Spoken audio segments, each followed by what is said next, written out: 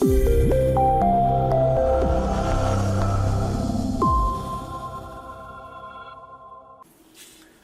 to Dower10.com. Today we're going to take a look at a USB-C hub. This is Inateck's newest HB2021. They were so kind enough to send me one of these for review. So let's take a look at what we get in the box and try it on a couple of different devices. Okay, so let's open this up and see what we get in the box. And on this side we see we have some paperwork. We have a thank you card. And we have an installation guide, which goes over all the little things about the device. So let's take a look at it.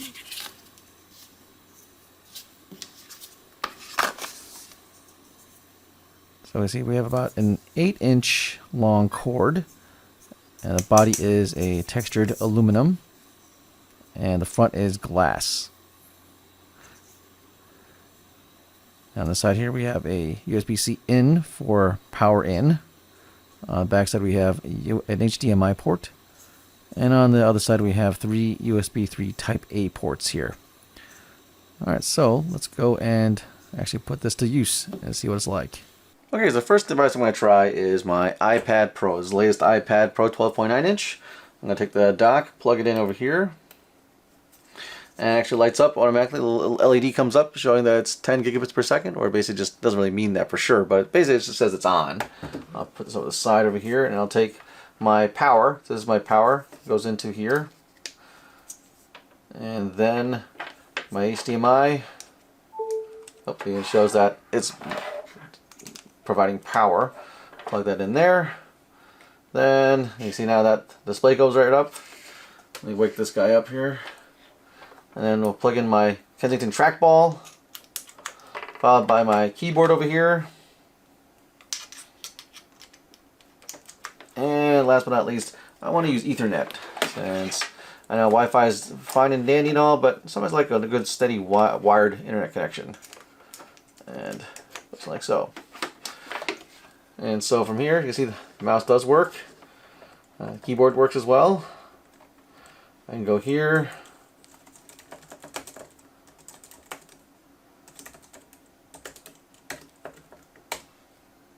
Hide that keyboard there. Last thing I want to make sure is Ethernet, and sometimes it takes a little bit to get going. Let's see. There we go. So lights are on. So now Ethernet is enabled. I think my wire is a little on the funky side here. I know it does work. I think my connector's going bad on this thing. It looks like it is. Weird. So nothing to do with nothing to do with this. It's just that my little Ethernet thing isn't playing nice for some reason. And it shows that my Ethernet is available, and I have the Ethernet address, so it's all good. So yep, everything looks good. So works real nice. Nothing to install. It just worked right out of the box, and I have things plugged in. I can even plug in a thumb drive if I want, if I had extra space for it. I could just unplug Ethernet, for example. Plug this in. Alright, and then if I bring up the files, the application, I can then look at my little flash drive here. I got some videos I was working on over here, and I won't torture you to the videos I was working on for my class, but there you have it. So that's good. So let's go try another device and see how this works. So next up I have my Lenovo YogaBook. It's a really tiny Windows 10, or actually I'm running at Windows 11 on here, device, and it has USB-C for charging and transport of data. So I'm going to turn this guy on, get this up and running, and see if I get myself logged in here. This thing has the worst fingerprint sensor on the planet, so I will have to put my pin in, pardon me, while I do that. Okay, so there, so here's when running Windows. I'm going to flip it into tent mode here, so I can dock it, like so. I'll take the hub, or the little dock here, and I'll basically plug in the power. Now, it don't necessarily need to do it in this particular order, but I'm going to plug all this stuff in, and then plug this thing into the slot there. Alright, so once again, this thing's being a little fickle, so I apologize for that. Let's so once again, the lit up showing that it's got power, and so I'll plug this into the spot over here. Give it a second for Windows to start recognize it all. Alright, there we are. So you see from, I'm not sure if we make out the icon here, but the icon shows that it is plugged in. It's 99% charging right now, so the power is going through it. And no device drivers need to be installed, it just kind of popped in right there. The keyboard, it works as well. And so let me go change the display settings to make them extend.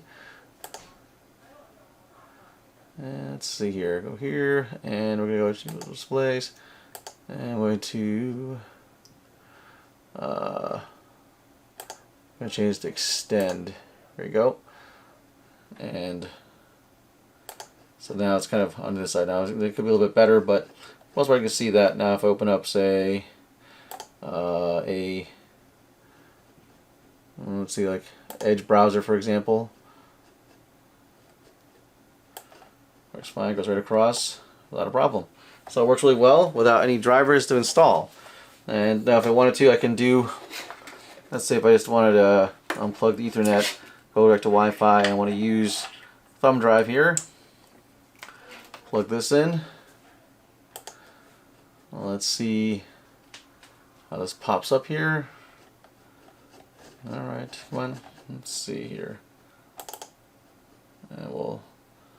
And open this up here. Come on. Open the folder. It's over here, and we'll just copy some files down to see how well speed-wise it works here. So this file is 500 megabytes or so. Drag this down to my desktop. So see how the file copy goes. Pretty quick actually, faster than I expected. So no issues for speed. Now this thing says it can go up to 10 gigabits per second, which is fantastic, but obviously that also depends on whether this device has a USB-C Gen 3.2 port that can actually support the full speeds of that. So your results will definitely vary depending on if your device actually even supports that kind of throughput. But it's nice to know that future-proof wise, this will definitely work just fine. Alright, so one last thing I want to try, and we'll wrap things up. So the last device I want to try is my Z Fold 3. Alright, so pop this open. I'm logged into it. I have this really cool case here that has a kickstand, so I'm going to prop this like so into the corner here like that, and I'll start plugging in things to the device. Alright, the dock here. So I'm going to plug in my HDMI again, followed by the Kensington mouse, followed by the keyboard, and one last time I'm going to plug in the Ethernet first. And we already know that the drive will work just fine. So, got no more space for it, but well, we'll deal with it. And then lastly, I want to make sure we got power. So I'm going to plug this into the power port back here. Alright, the power port has that go on. And let's see what's on this side over here. So we'll just drag this across and plug this in. If I can get it in the slot. Here we go, it's plugged in. So you see my phone is starting to charge on its own now. That finds everything else, and Samsung launches DeX. So it's nice to know that this is actually DeX compatible, so I can basically run in DeX mode with this dock. And from here, everything works. My keyboard works, and my mouse works just fine. And I'm sure about Ethernet's working or not. The cable's really unhappy. All right, looks like the cable's on its way out. So the lights are on, so that means Ethernet's enabled. Let's see if, what are the settings, if I can find out for sure if I Ethernet. I'm pretty sure it works, just got to go there. Let's see, more connection settings, and Ethernet is here, and it's connected to Ethernet, so it's all good. So everything is actually functional, no drivers to install, it works really well on the Samsung as well. So this is actually a really nice dock, because it works so far on all these devices without a problem.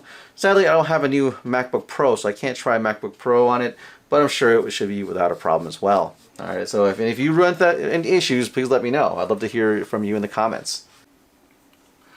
And there you have it, a look at Inateck's HB2021 5-in-1 hub. It is a really well made and pretty good looking hub.